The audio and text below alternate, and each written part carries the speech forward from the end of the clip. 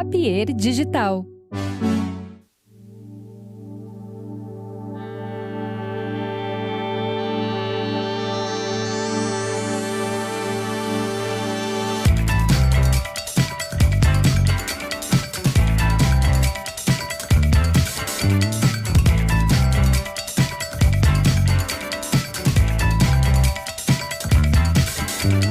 Olá pessoal, começando mais um episódio do nosso The Borba Cast, hoje somente em áudio, né? Vamos reviver aqui o rádio, né? Porque a gente faz às vezes com imagem, com YouTube, então dessa vez somente áudio, porque tenho aqui um convidado que é um cara de rádio, que é DJ, tem uma experiência com música, meu ex-colega de emissora, né? Já que fizemos algumas coisas juntos ao longo da vida, José Roberto Mar. E aí, Mauro, tudo bem? Tudo bem, prazer te receber aqui, Zé. Ótimo, é sempre bom retornar aqui ao Rio Grande do Sul, né, Porto Alegre, onde a gente teve ótimas festas, programa de rádio, enfim, a gente teve uma época ali de muita efervescência, né? Sim, para situar aí, especialmente os mais jovens, né? O Zé Roberto Mar fazia o NT, Novas Tendências, né? Que esteve no ar aqui em Porto Alegre em mais de uma emissora, né? Teve na Rádio Cidade. Ele foi um programa que... Ele foi realmente o meu carro-chefe na época. A gente começou numa rádio no Rio, que era a Fluminense FM, 94.9, que coincidentemente era o mesmo da Ipanema na época, né? Sim, e as duas eram parecidas, né? De programação e tal. De rock e tal. E daí eu comecei o programa lá e, como sempre, eu queria fazer um panorama de lançamentos, novidades mais abrangente, né? Não único exclusivamente de rock, pop, um pouco de música eletrônica e tudo que estava acontecendo naquele momento, né? Desenvolvimento da música, novas ideias, e daí eu acabei indo para a Rádio Cidade, né? E aí eu fiz a rede, né? E aí ampliei o universo, né? Mas antes disso, obviamente, foi quando surgiu Porto Alegre, Recife também, que muito legal, e São Paulo. Então eu queria botar isso no Brasil inteiro, então não havia internet, né? É bom lembrar, na época, e eu ia nas capitais, né? Regularmente, fazia alguns programas ao vivo, a gente trazia música para as rádios, então assim, foi muito, muito bom mesmo, bem legal. Certo. E depois teve um período que, acho que foi ainda era a Rádio Felusp, né, quando a gente fez o programa junto, assim, quer dizer, na mesma rádio. Exatamente, também aí. É legal que o negócio foi remixando, né, ao longo do tempo, né. Sim. Mas, assim, aqui em Porto Alegre a experiência foi incrível, muito boa. Mas antes de ser radialista, DJ e tal, tu também tem uma experiência como funcionário da Varig, né? Eu entrei muito cedo na Varig, né, como comissário de bordo, e daí isso me ajudou sensivelmente, porque eu sempre pesquisei música, trabalhei com música o tempo todo e tal. Então, na época, as gravadoras recebiam das matrizes, né, porque era tudo multinacional no Brasil, as gravadoras, né, tinham poucos selos nacionais na época, então eu até acabava trazendo material de lá para cá, porque demorava muito tudo, né, a chegar. E como eu estava indo para o exterior regularmente, 3 vezes ao mês, tal, então eu acabei, veio que a fome e a vontade de comer. Porque daí eu chegava, eu já ia para as lojas, eu já entrevistava as bandas, fazia pesquisa de mercado. Então, assim, isso foi, assim, realmente um elemento ali na minha vida profissional que ajudou muito. Porque se isso não existisse, seria quase impossível, né? Porque as revistas importadas, elas demoravam a chegar e o acesso à música era só comprando discos importados e posteriormente CD, né, que saiu na sequência do vinil. Então isso foi legal porque eu trazia coisas assim quase que simultânea, né? A gente lançou muita coisa, New Order, U2, era uma avalanche de músicas. Sim, porque essa era a maneira de se conseguir os discos na época, né? A época pré-internet. Tu E virou pré-CD. DJ, pré-CD. Tu virou DJ por causa disso? Ou tu já tinha uma tendência assim? Não, eu como, quer dizer, antes de entrar na Varig, de ir para o rádio, eu já discotecava, né? Então, ocorreu o seguinte, eu já comecei a fazer cassete para os amigos. Eu tinha uma mesa de som, né? Na época você tinha um mini estúdio já dentro de casa, tudo facilitou. Então eu gravava os cassetes e dava para os amigos, enfim. Começa naquela coisa da garagem mesmo, né? E daí tinha alguns bares no Rio, né? E aí eu levava para os bares, aí você já tem um grupo de amigos, já tem as afinidades musicais, né? Tinha o Cochrane, que era um restaurante-bar, muito parecido com alguma coisa que tinha aqui em Porto Alegre, que eu ia também.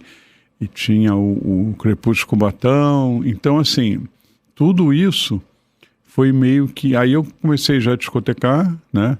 E fiz uma festa que foi muito sucesso na época. Aí já entrei na noite, foi uma coisa muito rápida. E da noite, das picapes, que eu fui para o rádio. Na realidade, o caminho foi exatamente esse, né? Uma vez, na realidade, foi a Estácio FM, que era uma rádio tipo a Ubra, assim, né, da universidade, né, e me viu lá tocando e eles tinham necessidade de profissionais com mais conhecimento, enfim. Aí me perguntou assim, você não gostaria de trabalhar em rádio? Eu falei, vamos lá, né? Vamos lá. Porque tem toda a parte de programação musical, né, que é você tem o jornalismo, a música, né, então você tem todos esses elementos na rádio, então aí eu fui tudo muito rápido, e como eu tive essa escala normal, né, de uma rádio alternativa, universitária, depois a ad hoc, depois as grandes emissoras, eu fui aprimorando também o meu conhecimento técnico, né, que eu me interessava muito sempre. Então aí fui estudando e pesquisando, aí decolou de vez. E tu é natural do Rio mesmo? Eu sou carioca, mas eu fico muito assim, eu oscilo muito. São Paulo, naquela época então era São Paulo, Rio, Rio, São Paulo, Porto Alegre e Recife, que também foi uma época muito rica assim, musicalmente. E tu fez uma coisa que era importantíssima na época. A gente sempre fala, né, das pessoas que traziam os discos, né? Porque a gente, por exemplo, na Ipanema também, tinha, inclusive, alguns funcionários da Varig ajudavam, né? Que traziam, saía lá um disco do, sei lá, qualquer artista, né? New Order. David Bowie, New Order. E tal. E o cara tava lá, trazia o disco, né? Exatamente. E claro que são pessoas que também tinham interesse em música, né? Que acabavam conhecendo ou até ligando para rádios, olha, tô com um disco novo aqui do New Order.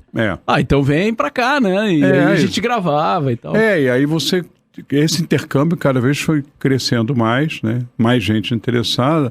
E claro, aqueles profissionais de rádio que tinham essa fome, né? De musical, de coisas novas, que era muito em cima do lançamento. Isso que era muito legal, da novidade, né? Então, assim, se você observa hoje, você tinha sempre um movimento para frente, o tempo todo. Então, e o ouvinte que estava conectado com essas emissoras, com esses radialistas, disc jockeys, programas, ela realmente estava tendo quase real time, né? Então, as pessoas brincam às vezes que a gente era a internet da época, né? Porque tinha coisas que depois eu passei já para... me conectei com selos que eu queria ir na fonte, né? Eu não queria ir na loja comprar. Então, eu foquei muito em selos independentes quando eu comecei a conhecer o mercado. Acabou, na realidade, acontecendo aqueles grupos que depois foram comprados ou passaram para os grandes selos, né? Porque Smiths, New Order, U2, eles vêm de um histórico bem, né? Todos começam pequeno. E aí, isso foi muito bom, né? Então, assim, porque era uma série de bandas nascendo, literalmente. E o povo junto, né?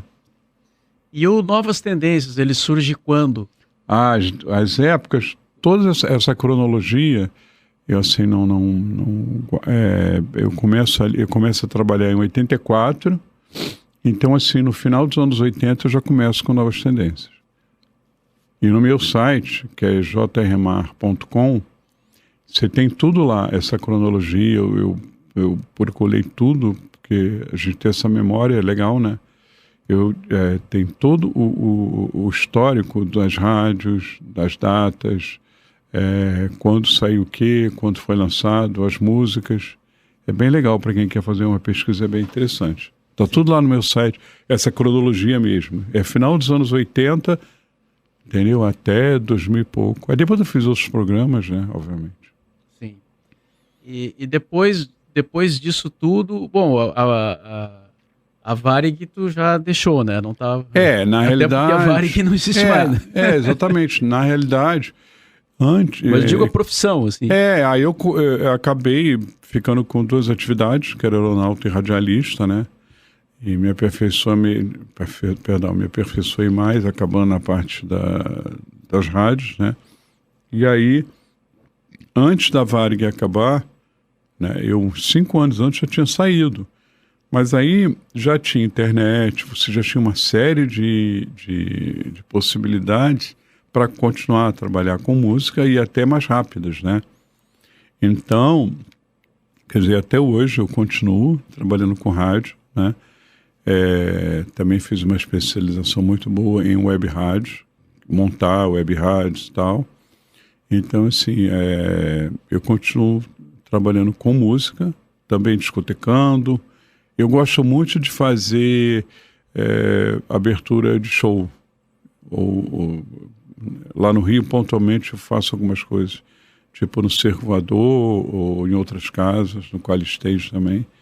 Dependendo da banda que vai abrir, eles convidam algum DJ, né, que é normal, comum, abrir e fechar o show ali para fazer um clima. Eu acho legal porque você consegue mostrar coisas diferentes. Porque às vezes quando você está fazendo uma pista, né, um dance floor ali, a maioria quer ouvir um hit e tal, então assim, às vezes você não pode fugir muito daquele roteiro, né? Sim. E eu acho que uma coisa que eu vou te fazer é ou fazer bar, assim, um bar legal, bar com música, que é uma coisa muito comum. Aí você consegue retirar algumas coisas assim da cartola mesmo, que não são muito conhecidas e as pessoas se ligam para aquilo, né? Sim. E, bom, tu já trabalhava com um nome que era Novas Tendências, ou seja, tu já estava apontando caminhos, né? E tu fazia os CDs também, né? Eu tinha... Com bandas novas e tal. Tudo que eu pude fazer, que eu pude, né, que eu continuei, tudo que eu posso fazer relativo ao áudio para ampliar o universo da música na minha área, eu faço. Então, assim, eu fazia...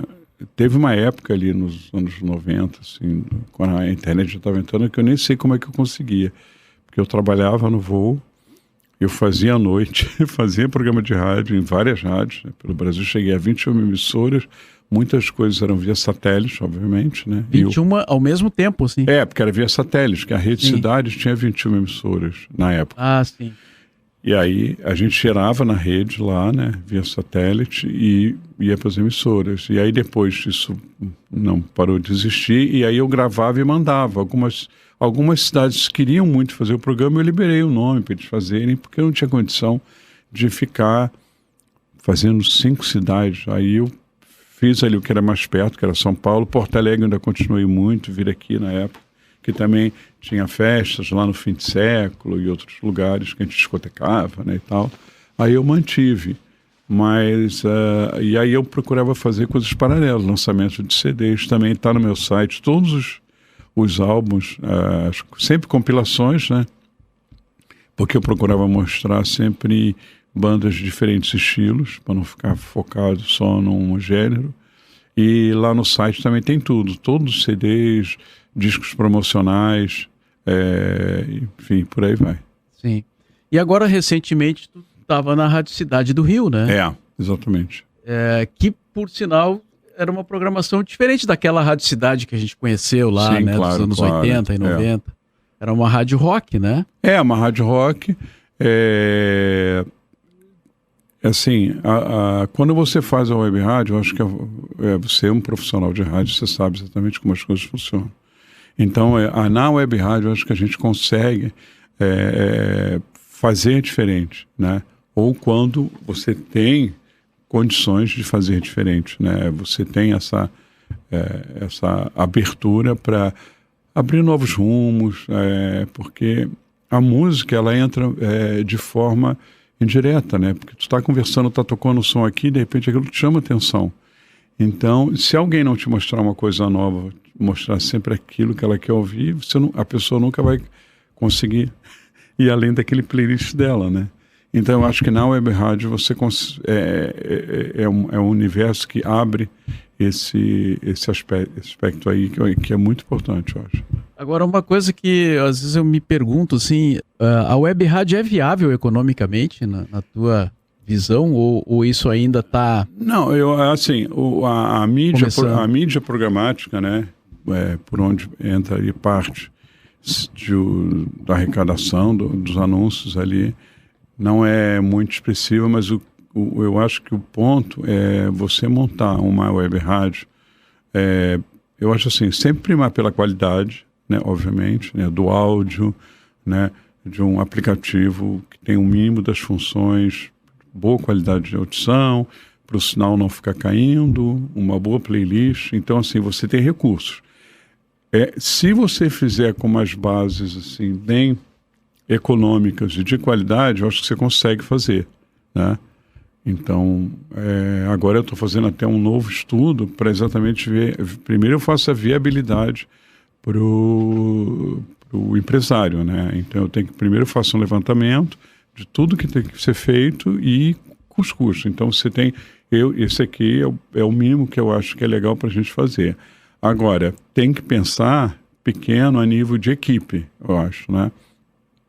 Porque, claro, você contrata pessoas, CLT, né? É toda uma responsabilidade, mas não precisa ter um cash enorme. Então, eu acho que se você tem uma pessoa qualificada, depois, obviamente, que você tem um aplicativo, que você tem um bom servidor ali, né, onde estão as músicas, vinhetas, hora certa, locução e tudo, você consegue fazer, de repente, com 2 ou 3 pessoas, né?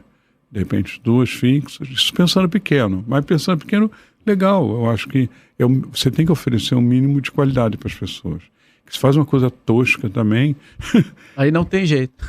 O sinal cai, e a galera... Porque assim, deu ruim, ninguém muda, né? Muda de aplicativo, né? Sim. Então eu acho que é viável, né? Mas tem que pensar pequeno. Ou então, quando você tem as grandes emissoras, né? Quem já tem um núcleo de comunicação, é muito mais simples fazer. Porque aí, desse grande núcleo, né? Que, né, como a gente sabe... Às vezes tem veículos tem jornais, emissoras, né? Revistas digitais ou jornais digitais. Você consegue fazer ali um canal diferenciado do que é a Rádio no Ar, né? Sim. E aí aquele canal fica disponível lá no site do jornal, ou ele é um canal que você pode ouvir através da rádio também, como um canal opcional. Então, assim... Para um grande grupo, ele é mais fácil que você já tem tudo ali. Você já tem um operador, você já tem, de repente, um locutor que pode fazer as vinhetinhas e tal, então é mais simples, né? Para a pessoa fazer sozinha, para fazer ela de uma forma tosca, eu acho que você não alcança o que você quer, né? Mas eu acho que é viável a web rádio. Sim. Talvez nos grandes grupos a solução seja mais rápida e eficiente, mas pensando... em forma de um projeto enxuto, né? Eu acho. E como é que tu vê as rádios tradicionais, assim, as rádios... Hoje. Assim, e o futuro para essas rádios? O que a gente está aí a gente estava até discutindo antes sobre essa questão que já está, né? Já é um presente praticamente das AMs, que elas estão... aquela faixa ali está sendo extinta, daí elas vão migrar para o FM, né? Se eu não me engano, se eu não estou errado, você me corrija aí, se eu não me engano, cada área, né, cada cidade, ali ela naquela área de cobertura dos FM, são 22, né, emissoras em média, né, que tem por cidade, né, tipo Porto Alegre. Então tem 22 FMs. com a migração das AMs, que eram dessa configuração, ela meio que dobraria. Como você falou, algumas já migraram, né? Talvez a gente, em todas as cidades, né? A gente fala em cidades ali, elas vão ter esse aumento de FMs, né? Porque aí a AM morre, quem é um custo alto, não é barato, a gente sabe, um transformador de FM, quer dizer, quem tem AM vai ter que dar o pulo do gato, né? Vai ter que investir. Porque senão ela deixa de existir, né? O governo aí já vem, se não me engano, há 3 anos, né? É um processo que já vem a longo prazo para o investimento, tem toda uma burocracia. Mas eu acho que vai aumentar. Então eu acho que, por exemplo, como o rádio está hoje, no meu ponto de vista, eu vejo que ele é um pouco mais... na época que a gente voltar 10 anos ou 20 anos atrás, eu acho que a gente tinha um pouco mais de liberdade. Liberdade, assim, de um pouco mais, de colocar um pouco mais de ousadia no ar, em alguns horários. Claro, não pode ser naquele horário que é, sei lá, de 7 da manhã a 8 da noite. 10 da noite, você pode ter uma coisa um pouco mais alternativa. Tem rádios que ainda no Brasil, que ainda, né, eu não ouço o Brasil inteiro, né? Então, mas assim, do pouco que eu ouço, existem algumas cidades que têm emissoras com opções diferenciadas. Claro, você tem a popular, tem os estilos ali que são, né, algumas são mais segmentadas e tem outras que tem que falar com o grande público, que a gente também entende que tem que ter a venda da mídia, né, tem que ter a parte da publicidade para poder sustentar o veículo, né, obviamente, Sim. né, mas é legal você também deixar um pulmão, né, para alguma coisa que seja diferente, né, porque se você olha hoje, a rádio ditou muito, né? Você sabe, ela ditou muita coisa para a noite, para a promoção de bandas, né? Pro mundo da música, né? Para o mundo da música. Se você observa que na época, sei lá, final dos anos 80, né, se não me engano, ali, início de 90, em que U2, Dire Straits e New Order não tocavam nas FMs, e que isso dá aquele salto, né? O U2 acho que é um marco bem interessante, MTV e tal, tudo ajudando, aquilo passa a ser executado no FM. Então a gente ouvia de repente na Ipanema, e daqui a pouco eles começam a migrar. E aí trouxe um monte, né? Aí isso ajuda o quê? Ajuda a banda vir ao Brasil. Quer dizer, uma coisa vai desencadeando a outra, entendeu? Hoje as bandas têm internet, que elas fazem o seu próprio trabalho, né? Os aplicativos Sim. e tal. Inclusive tem bandas que até nem tem muita preocupação assim de levar música para as rádios, né? Porque eles já nasceram na época da internet, e para eles esse é o mundo, então, né? assim, eles não... eu mantenho todo um circuito com essas redes, bandas e selos, porque eu tenho muita sede da novidade. E como uma coisa que a gente tem, né, eu acho que foi uma das coisas que me impulsionaram, que é o ouvido radiofônico, né, que assim, explicando assim para quem não sabe o que é, se você mostrar assim 10 músicas para um grupo de profissionais de rádio, provavelmente 3 ou 4 ali vai ser comum àquele grupo, que são as músicas que provavelmente vão tocar em veículos de comunicação, que vão ser mais rápidos de ser assimilados e por aí vai. Então, assim, hoje eu acho que poderia ter um pouquinho mais de abertura, até nas grandes rádios, mas eu sei que não é tão simples assim, né?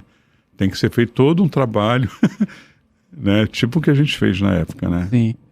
Isso seria falta de ousadia das empresas, tu acha, não? Ou é um receio, assim, de que dê errado? De que cai a audiência. De que cai a audiência. Eu acho que vai muito porque se você observar, vamos pegar os festivais que vêm hoje aí, que estão acontecendo, né? Claro, mais Rio e São Paulo. Se você pega um Lollapalooza, que eu tenho em todas as edições, só um, e agora estão tendo outros, né? No Rio agora tem o Mita, que surgiu lá, né, com a empresa do Luiz Oscar Niemeyer. O Detal tá vindo aí. O Detal. Então, se você... tem o Maroon 5, tem o Foo Fighters, ok, beleza. Mas se você observa, antes dessas bandas, sempre tem grupos ou 21 Pilots, ou enfim, War on Drugs, né, que vem agora para o festival do C6 Fest. Então, assim, tem coisas... Se você levantar o Lollapalooza inteiro, só 1% toca em rádio, entendeu? E eu acho que poderia ter mais. É o horário da madrugada? Então, a gente sabe que tem horários em rádio que assim, a audiência é menor e você pode, de repente, segmentar um programa ali para esse público. Porque chega um momento que é aquilo que você falou, as bandas não procuram mais os veículos, entendeu? E acham que não vai tocar mesmo. E aí já é um desinteresse que não é legal, né? E os aplicativos de música, né, entraram também numa guerra ferrenha e agora se você investir, você é ouvido, você paga para ter like, né? Assim, falando Sim. de uma forma meio pesadinha. Eu vou impulsionar para as pessoas gostarem de mim e ouvirem a minha música. A gente sabe que é um pouco assim. E atrás disso tem os robôs e uma série de coisas que às vezes te dá às vezes, né? Pode te dar uma irrealidade, não uma espontaneidade em relação àquilo que você ouve. Mas o resultado final, eu acho que as pessoas têm que continuar a pesquisar, correr atrás da novidade, do que é diferente, que tem muita música legal. Então, assim, eu acho... O que me motiva muito é exatamente isso. Que a qualidade e a continuidade de tudo que a gente vê continua a ser lançado. E em termos de formato, assim, tu que é um cara que sempre viveu em função da música, né? Tu usa todos eles ainda, não? O que tu deixou de lado, assim? Não, CD, vinil? Vamos lá, o vinil, eu nunca me desfiz de nenhum formato, né? Até porque eu procuro ter guardar algumas coisas, porque às vezes, assim, muitas pessoas eu acho que a gente tem que ter memória, né? Cada um de nós, menor que seja. Se eu trabalho com isso, então toda a parte de vinil, tudo que eu comprei, eu tenho até hoje, tem uma coleção bem legal. Claro, bastante vinil, depois CD, tenho programas gravados em mini disc, em todas as mídias, eu acompanhei muito. Tudo que é surgindo, assim que saiu o CD, a gente montou compilações de CD e por aí vai. Então eu tenho todos os formatos. Se eu vou discotecar, vai muito em função do evento, daquilo que é pedido. Então, claro, eu sempre, assim que entrou os programas de MP3, né, eu procuro não tocar o MP3, ou eu tocar mais o Wave 320, né, que a gente tem menos compressão na faixa, né, você tem uma qualidade melhor. Sim. Alguns programas não trabalham, e se eu tiver que trabalhar com MP3, eu trabalho ali com 320 e tal, sempre tendo aquilo da matriz, né, dos CDs, ou enfim, ou comprando em sites oficiais para a gente ter uma qualidade boa. E aí eu uso bastante, entendeu? A parte do MP3. Aí tenho também, posso fazer um set de só compactos, estilos diferentes, abrir no show ou num bar, com música, 12 polegadas. Mas, assim, o que eu tenho atuado mais já há anos mesmo, eu mantenho tudo ok. Os cases estão lá, atualizo, né, tiro, coloco. De repente fazendo no vinil, fazendo uma coisa atemporal. E, claro, e aí na parte do áudio, do digital, digamos assim, e também ali me atualizando, mas é onde eu atuo mais na parte do evento, que é mais pela facilidade, né? Sim. Entendeu? Então, conforme o evento, tu leva o material aí o cliente ou a empresa já fala. Eu gosto de trabalhar muito com Record Box, que é aquele programa que já trabalha muito bem com...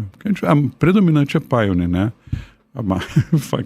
Tem que falar a marca porque é a própria. Sim, não tem problema. Pode ser que eles venham patrocinar aqui seria ótimo, o programa. Né? Então, assim, é a marca mais popular, né?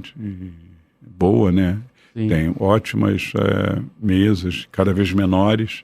Controladora, tu diz? São as controladoras. Aí eu não uso mais o notebook.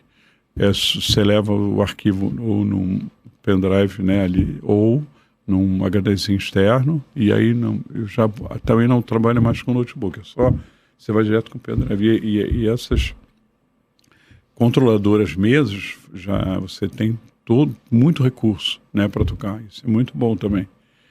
Então, assim, e como elas estão diminuindo de tamanho, isso é muito bom, porque facilita muito você levar a sua própria, né? Porque às vezes, se você vai trabalhar em outra cidade, em outro estado, a empresa, o cliente não precisa alugar o equipamento para você tocar, né? Isso é comum também, né? Sim.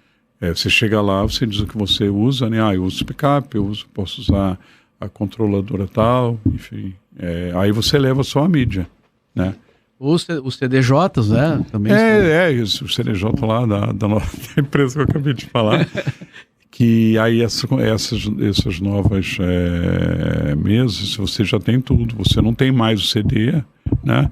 Você só usa o digital, mas o visual é como se é uma mistura, né? Do CDJ com a controladora. Eu particularmente uso muito, acho bem legal. Sim. Procuro trabalhar. Eu tenho a minha, né? Sempre o modelo mais novo, porque os recursos de BPM, recursos de mixagem são ótimos. E eu trabalho muito a parte técnica também, adoro. Sim. Falou no Sou meio viciado. Falando em fim de século, ouçam agora o que encontramos por aqui. Aliás, quem encontrou foi o Reinaldo Portanova, do Relicário do Rock Gaúcho, uma chamada da casa, né, do fim de século, ali da Plínio Brasil Milano, com o DJ Eduardo Herrera, que rodava na rádio 107 Pop Rock, bem na transição ali entre a época da Felusp, que depois veio a ser a Pop Rock. Depois voltamos com o papo aqui com o Zé Roberto Mar. Roda aí, DJ. Tu falaste ali no fim de século, que foi uma casa que marcou época, né?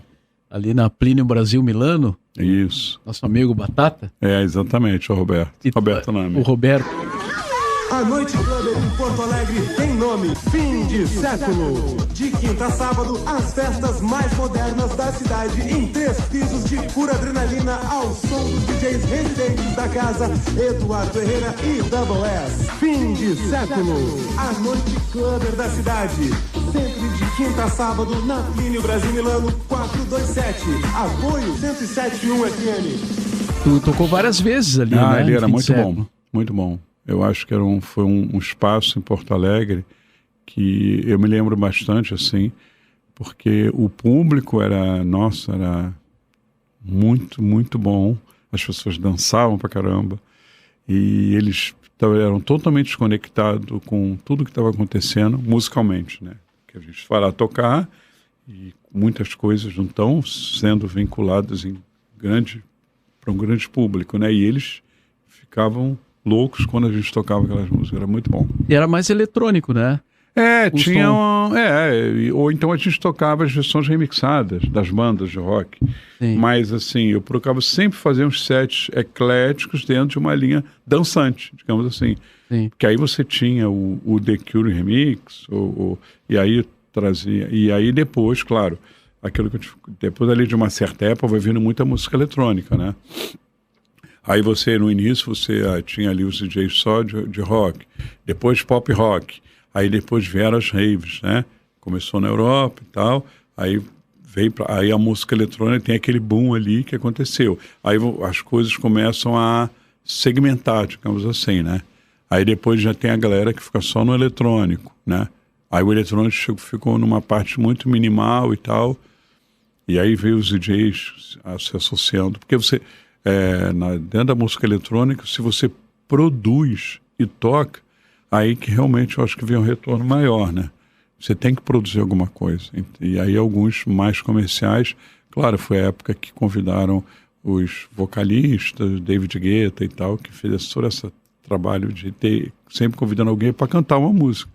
Porque a música instrumental em si, talvez se ele não tivesse usado, não teria feito o sucesso todo, né? Sim. Foram os espertos também. Eu tava falando aí dos DJs que viraram compositores, assim, né? Não sei se foi o primeiro, mas que eu me lembro, assim, nos anos 80, acho que foi o Bomb the Best. Keep this frequency clear.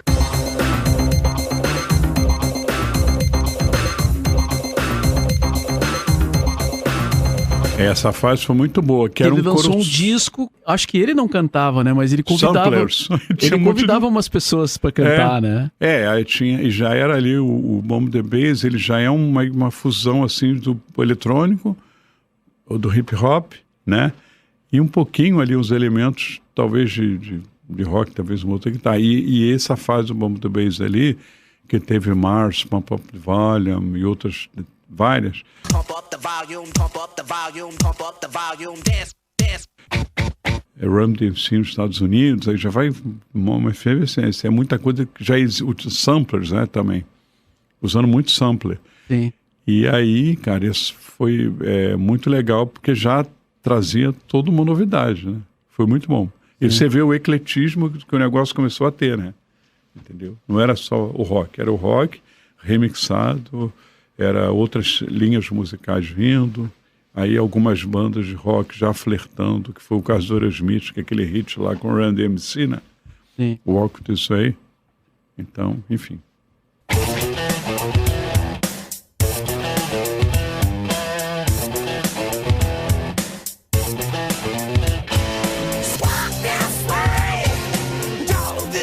Is this the kind of work you'd like to do? You'd like to do? You'd like to do?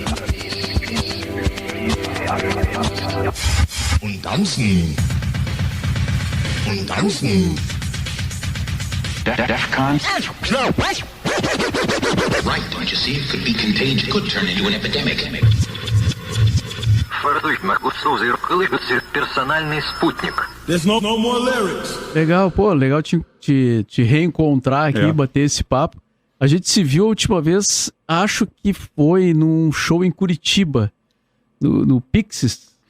Exatamente, que foi lá naquele lugar que eu amo, que é na Pedreira, né? Na Pedreira, Paulo Leminski. Nossa, ali quando tem uma banda que eu sei que não vai ao Rio ou São Paulo, eu vou lá. eu gosto muito do ambiente lá. É um lugar muito legal, né? Eu gosto, enfim, é todo o som, o local, as pessoas, a banda, então acho que ali, e é lindo, né, o local. Sim. Isso único, já faz quase 20 anos, né? Provavelmente. Acho que foi a primeira vez que eles vieram. Ainda era a formação original. Exatamente. E teve outros shows naquela noite. Nossa, muito bom aquele. Que agora eu não tô lembrando. Mas foi a última vez que a gente se encontrou. A gente até falou assim, vamos fazer uma festa junto em Porto Alegre. No fim, não aconteceu, mas quem sabe, né? O mundo tá rodando. As ondas do rádio continuam aí. Sim, com certeza. Zé Roberto Mar, então, pô, muito prazer te receber aqui. Espero que a gente possa tocar algum projeto desse junto aí, né? Voltar a fazer alguma coisa. Se tu voltasse hoje ao rádio, tu faria o NT de novo ou não? Não, o que eu procuro? As pessoas sempre falam isso. Tem projetos que eu fiz que é tudo pertinente a uma época e eles refletem um período, né, dali em que o mundo está passando da música. Então eu não gosto de ficar repetindo isso.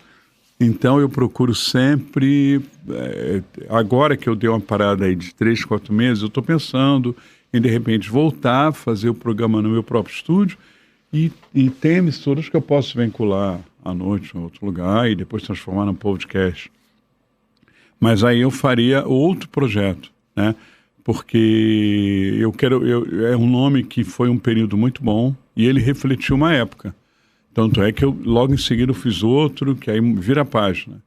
Mas sempre sou eu fazendo. Então, assim, eu acho que eu consigo trazer um frescor, né, musical fazendo a mudança. Porque eu não gosto também de ficar fazendo o flashback do negócio. Sim.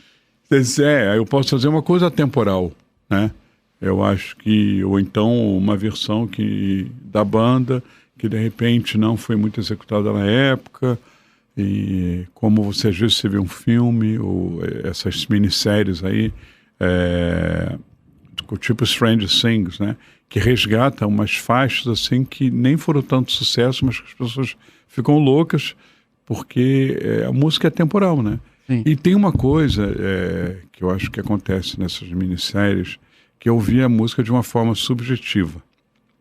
Que é aquela coisa de você estar num bar, ou até numa pista de dança, ali você está para dançar, mas você está conversando com um amigo e daqui a pouco toca alguma coisa e fala, que música é essa? Então, assim, eu acho que as minisséries acabam entrando nisso, que você está vendo uma minissérie, predominantemente você não está ali para ouvir uma música, e eles estão, eu citei Stranger Things, que foi uma série, acho que ainda deve ter mais uma temporada, em que você tem muita coisa de trilha sonora boa. Eles foram bem para trás, tanto é que a Kate Bush foi ressuscitada. Virou sucesso de novo, né? E ela mesma não entendia por que aquilo estava acontecendo. Depois que ela veio saber que ela tinha liberado a faixa, e tipo assim...